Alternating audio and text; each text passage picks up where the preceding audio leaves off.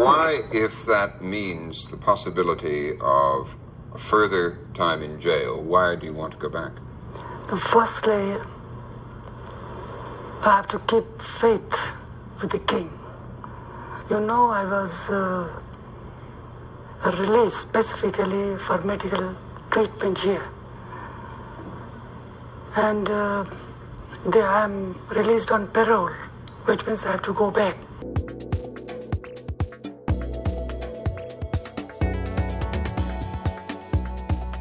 And I told the king that after the treatment I would return to prison and to face the trial. And then secondly, I have to keep faith with my own people, my comrades, people who are fighting alongside me for the restoration of democratic rights. So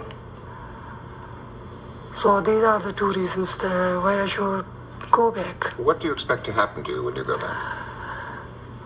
You see, this is the king when I'm facing serious charges. There are 7 cases against me. Charges of treason and trying to overthrow the government by force. Yes, and so on. And each charge carries death penalty. So when I developed this serious trouble with my throat, king decided to send me to the States for treatment. That I feel is an indication that's a great gesture on his part. It's not only on humanitarian grounds that has released me temporarily, but I think it's a political gesture also. But if you go back... So I feel that if I go back, perhaps I may not be sent back to prison. I don't know. And the charges might be dropped, you mean? Dropped, yes. In any case, there is a wind of change. This is what I'm building on. Wind of change in our part of the world. In the first place, when we went back to Nepal last year, in December, we knew that there were serious charges against us. But still we thought that what we needed was a national reconciliation rather than confrontation. And we decided to place ourselves at the disposal of the king. And he decided to put you in jail. Oh, yes, that he decided, but we thought that new developments are likely to take place in our part of the world. We were prophetically true, because after we went India, there was a complete change in the political scene in India and in Pakistan and Ceylon. And so there is a wind of change. I see. Can I ask you this? If you go back and the charges against you were dropped and you were free to be politically active, what would you do? One of the charges against you is that when you were in exile in India, your followers, with your approval or not, mounted armed attacks against the regime. Would you use violence if necessary to overthrow the regime? Or as a matter of fact, when we are trying for national reconciliation, my effort, if I'm a free man in Nepal, will be to bring about national consciences. Because if we have to play an effective role in the new situation that is developing in South Asia, we must first be united. So my appeal will be to the king and other elements also for national unity. And I think this is a propitious moment when my appeal will have been effective. Because you see, this is again I will tell you, how is it that this is the spirit of the time, this is what I feel. It is something beyond political considerations. President Carter takes a stand on human rights. Then Indira Gandhi, considered to be the invincible leader of India, decides to call re-election, which she needn't have done it. So that is the way. And then that's the winds of change you're talking yes. about. Well, look, do you agree with those who say that the real problems of Nepal are economic? As I pointed out at the top, the average per capita income is $111 a year.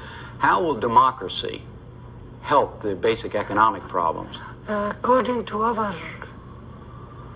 thinking, we cannot economic development is getting the whole mass of the people involved in economic development. It's not setting up one factory here or constructing one patch of road there or producing very good economic plans, getting aid from America. The whole, because when you have start from the bottom, really from the bottom,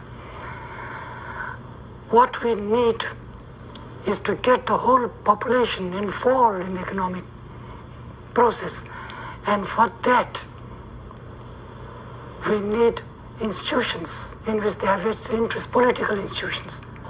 It is what is being done today is some very competent person draws up a plan of development,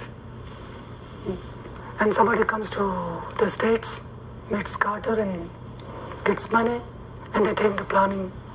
Let me throw. Our slogan is democracy for development. Let me throw a quotation at you, Mr. Koirala, that I gleaned out of many things that I read about Nepal today. And this quote's a man who is a close associate of the king in Nepal, and he says, quote, "The people ask us," meaning the government, "for hygienic drinking water, roads, schools, and hospitals, not for democracy." You see, they are I don't know who are the people who don't ask for democracy, I don't know. Because recently, about a few months ago, about 8-10 months ago, the king thought that this panchayat system, the kind of political system he has introduced, it is known based on village councils. Yes. On a regional and then finally a national parliament, it's right? the kind of tier system. Mm-hmm. He thought that because it has been in operation for the last 16 years, and the people have been denied, have not heard a voice in opposition to that. So the people have accepted it. So he thought that he could assess the mood of the people, get their opinion. So he instituted a reforms committee to suggest to him what amendments could be made in the constitution.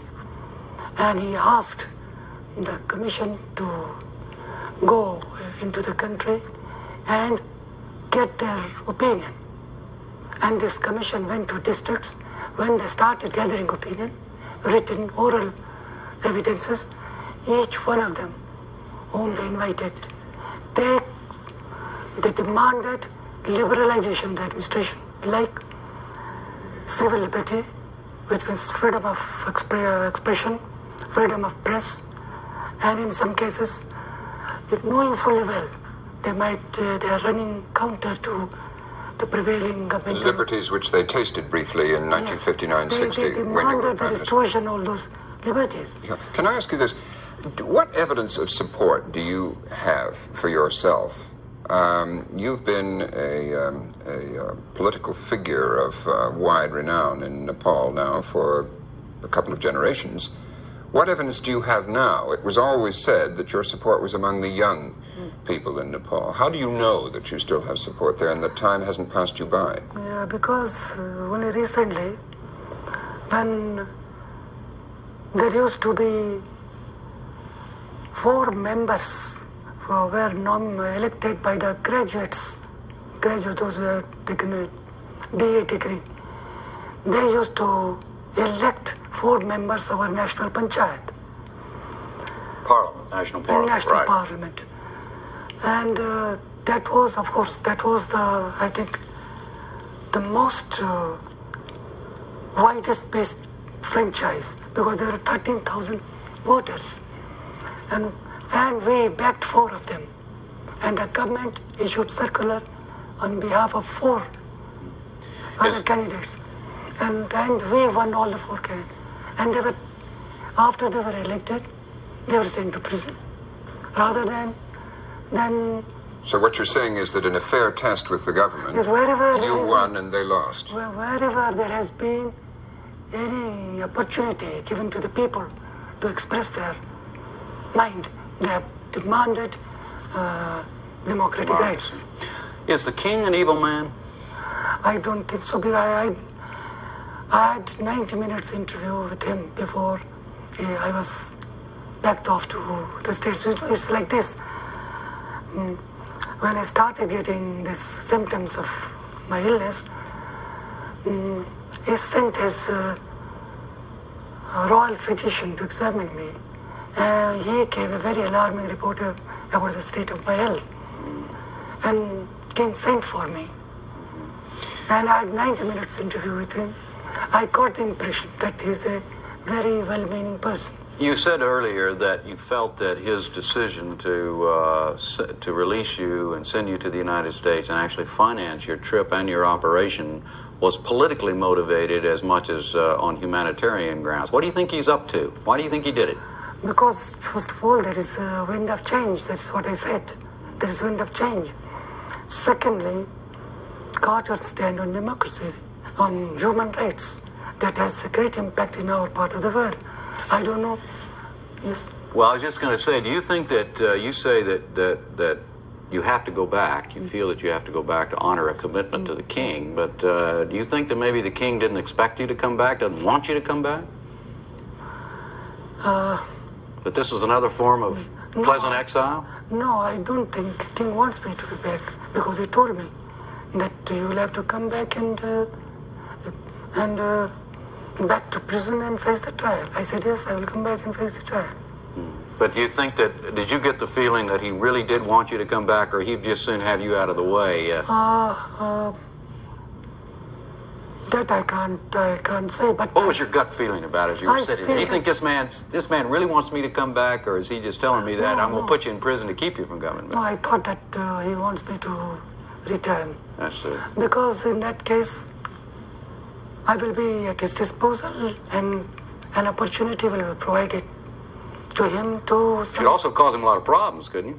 Political problems? Provided he's not interested in liberalization. But if he's interested, which I hope he is, because I'm working on this assumption. You say that Mr. Carter's human rights stance has had a great effect in your part of the world. You have been seeking an audience with Mr. Carter. What indications are you going to get one? I don't know. You haven't had an acceptance yet, or an invitation? I have not written to him, but I have met some people and asked them. And you've let it be known that Yes. And some people have written on your behalf, have they not? Yes. I saw a copy of a letter, yes, right? Yes. What would you hope to achieve in seeing Mr. Carter? That will be some kind of a moral boost to the people who are struggling for democracy in our country. We will know, the country will know that important people are in favor of democracy in our country. Isn't it ironic? It's the kind of Carter voting for democracy in Nepal. You don't want him to do anything, you just want him to see. You think that would be symbolic enough. You don't care what he does after you see him, huh? Yes, that is enough. I see. Do you see your situation analogous with Mr. Bukovsky, for instance, the Russian dissident? No, it's different. It's different.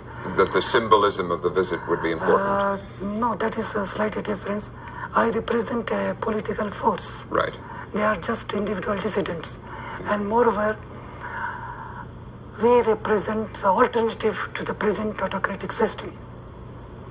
But the dissidents in USSR are not the alternative.